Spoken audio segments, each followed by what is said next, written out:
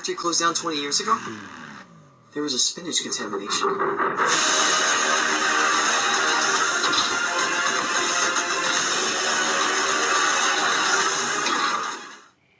Hello everybody, welcome back to Screenstars. I'm here today to bring you my review for the 2025 horror film Popeye, the Slayer Man. The film is directed by Robert Michael Ryan and it stars Jason Robert Stevens, Sarah Nicklin and Angela Relucio. We have Elena Giuliano, Mary Louise Boisnia and Scott Swope. Okay, right. This focuses on a group of teens who are doing a documentary that head off to the local shipyard warehouse place that's supposedly haunted by a killer sailor man. They get there. Oh, and it turns out to be true.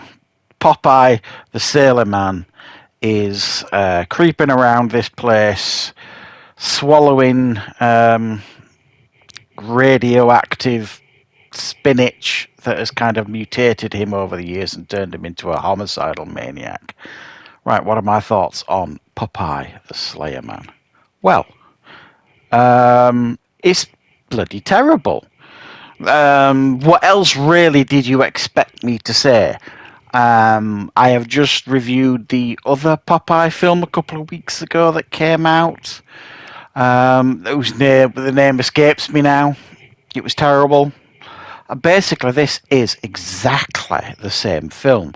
The other film that I reviewed was about a documentary film crew going to this house that's got this sordid past, and Popeye is haunting the place. Well, he's not haunting it, he's killing everybody.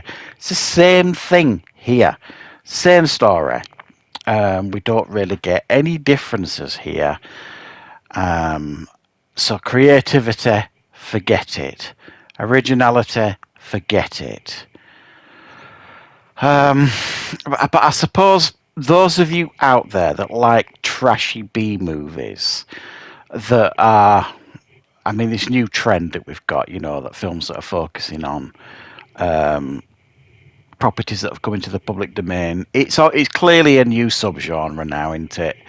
We're getting them left, right, and centre, and they're all terrible. They're all. I don't think there's any really that I could recommend. I mean, the Peter Pan one that I watched a couple of weeks ago, while I wouldn't recommend it, it's the best of a bad bunch, I suppose. This one, though, I think probably the only real compliment, well, I can give this two compliments, I suppose. The first one is at least this guy looks like Popeye this time around. In the last one, it was just basically a big guy in a sailor outfit that's been bought from Amazon. This time round, they've actually put some effort into the effects here. They've made him look like Popeye. He's got the big forearms, he's got the massive jawline, and you know, it looks more the part. And the film's fairly graphic in regards to the kills and the gore and the violence. Beyond that, there is nothing that I can and will recommend about this film. No memorable characters. They're all cannon fodder, the majority of them. Nothing really memorable about this. And just really, really poor. You know, I don't understand if you're going to do something like this with a property like this, do something a little bit more creative. All we're getting is these B-movie horrors with, you know, basically slasher films. There's no thought or creativity put into them, and the vast majority of the budget is obviously put, certainly in this film, into the effects. Certainly nothing, you know, like the script or anything like that. And it's disappointing. You know, I'm not against, you know, people if you like, taking advantage of properties that have come into the public domain. I don't really have a problem with that, but just do something a bit more interesting with it. And they just all follow a very, very similar pattern, unfortunately. And this one's no different. I suppose this time around we get spinach in this one, which we didn't get in the last one. But they're trying to make us believe that this guy, this Popeye character, has been eating mutated spinach or radiated spinach or whatever for 20 plus years, which is why it's turned him into this thing. So my question is, why is he just eating spinach? Eat anything but that spinach. He just keeps eating the spinach. And it's not as if the film doesn't try, although not particularly well, but it does try to kind of make out that there is some intelligence behind this monster, this mutated man.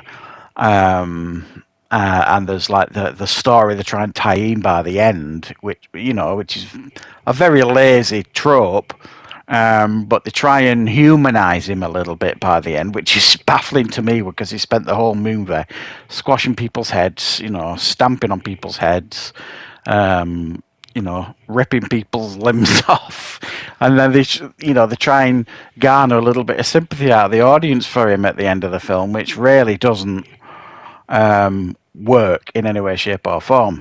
So I mean, there's no logic to this guy living in this place, because every time anybody ever goes there, they end up being massacred by him. So why there's no SWAT team there, or why there's never been a SWAT team there previously, from probably the many people that he's killed previously, is beyond me. But let's be honest, I'm trying to find logic in a film where there isn't any, because they don't treat their audience with any level of intelligence. It's just, Popeye the Sailor Man is now in the public domain. Here, have this. Popeye the Sailor Man as a homicidal maniac, crushing people's heads and eating radiated spinach. So yeah, I didn't like this. I didn't enjoy it. I recognise that there's a novelty factor to it, but I personally am getting quite tired of these now. I would quite like to see one of some level of quality, and we're just not getting them. They're very, very low effort going into these.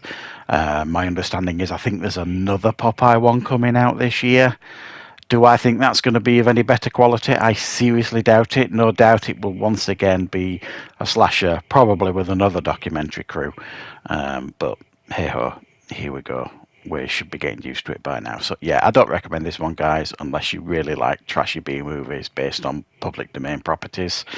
And let's be honest, there's a few of them out there these days. So thanks for watching. I hope you enjoyed the review. I hope you found it useful. I'll be back with more content on the channel very, very soon.